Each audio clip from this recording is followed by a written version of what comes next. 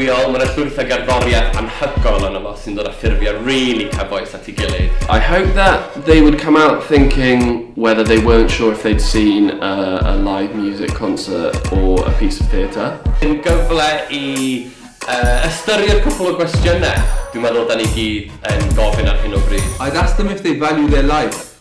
I'd be like, do you want to stay alive? And if they're like, yeah, I'll be like, well, this show will keep you alive.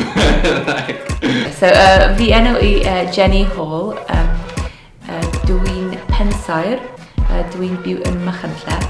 Gethin approached me saying that he was looking for a designer to work with on the creation of this piece.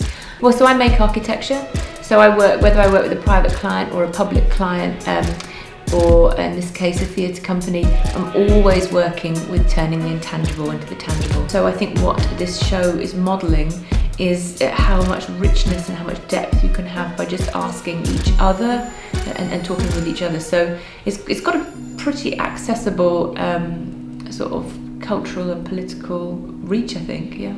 Ond dwi'n meddwl bod yn ddiddorol iawn pam ti'n cael lleisiau cerddorol cwbl wahanol. If you look at the difference between mine and Cass's styles, she's a traditional, great Welsh language singer, and our stuff is a lot more surrounding grime and hip-hop.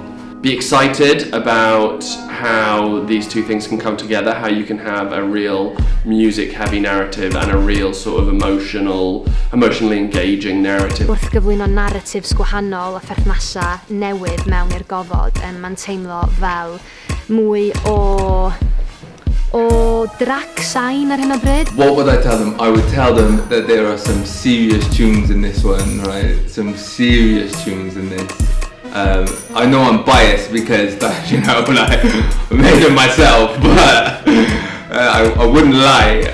So if they want some bangers, they definitely need to come inside.